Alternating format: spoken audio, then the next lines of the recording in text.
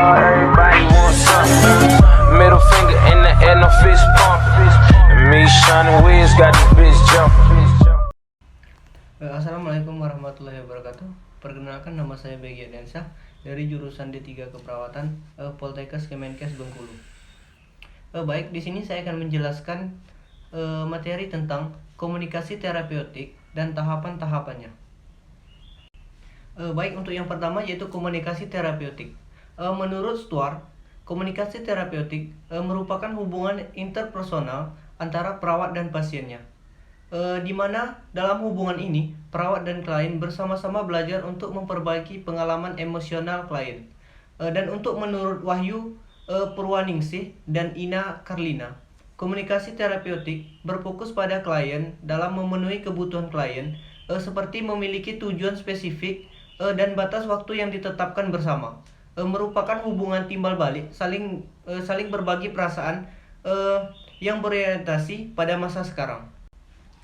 Dan untuk selanjutnya, komunikasi terapeutik dirancang dan direncanakan untuk tujuan terapi, membuat pasien merasa nyaman, direncanakan secara sadar, bertujuan dan kegiatannya dipusatkan untuk kesembuhan pasien, membina hubungan yang terapeutik antara perawat dan klien.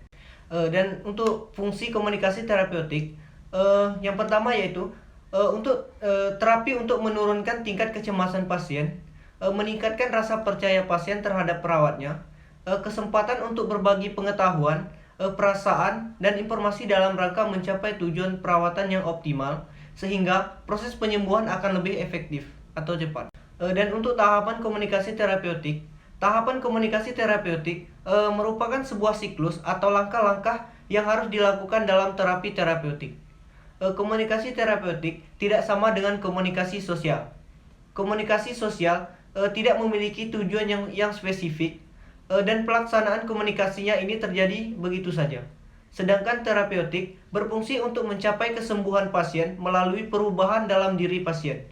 Karena itu, pelaksanaan komunikasi terapeutik direncanakan dan terstruktur dengan baik. Struktur dalam proses komunikasi terapeutik terdiri dari 4 tahap, yaitu yang pertama tahap prainteraksi, tahap perkenalan atau orientasi, tahap kerja, dan tahap terminasi. Pada setiap tahap masing-masing memiliki tugas atau kegiatan petugas kesehatan yang harus diselesaikan. Selanjutnya yaitu macam-macam tahap atau fase pada komunikasi terapeutik. Dimulai dari yang paling bawah yaitu fase prainteraksi, fase orientasi, fase kerja, dan fase terminasi. Dimulai dari tahap prainteraksi. Tahap prainteraksi dimulai sebelum petugas kesehatan terlebih dahulu menggali kemampuan yang dimiliki sebelum kontak atau berhubungan dengan klien, termasuk kondisi kecemasan yang menyelimuti diri petugas kesehatan, sehingga terdapat 2 unsur yang perlu dipersiapkan dan dipelajari pada tahap prainteraksi, yaitu unsur diri sendiri dan unsur dari pasien. Hal-hal yang perlu dipelajari dari unsur pasien adalah perilaku pasien dalam menghadapi penyakitnya, masalahnya, adat istiadat, dan tingkat pengetahuan. Dan untuk tahap orientasi, petugas kesehatan memulai kegiatan yang pertama kali di mana petugas kesehatan bertemu pertama kali dengan klien. Kegiatan yang dilakukan adalah memperkenalkan diri kepada klien dan menjelaskan keberadaannya sebagai petugas kesehatan. Tugas dari petugas kesehatan pada tahap perkenalan adalah membina hubungan saling percaya dengan menunjukkan komunikasi yang terbuka dan memodifikasi lingkungan yang kondusif dengan peka terhadap respon klien dan menunjukkan penerimaan serta membantu klien mengekspresikan perasaan dan pikirannya. Dan untuk tahap kerja, pada tahap kerja biasanya merupakan tahap yang paling lama di antara tahap lainnya. Petugas kesehatan dan klien bertemu untuk menyelesaikan masalah dan membentuk hubungan yang saling menguntungkan secara profesional, yaitu mencapai tujuan yang telah ditetapkan. Pada fase ini, petugas kesehatan memenuhi kebutuhan dan mengembangkan pola-pola adaptif klien, memberi bantuan yang dibutuhkan klien, mendiskusikannya dengan teknik untuk mencapai tujuan. Selain sebagai pemberi pelayanan, peran petugas kesehatan sebagai pengajar diperlukan pada fase ini.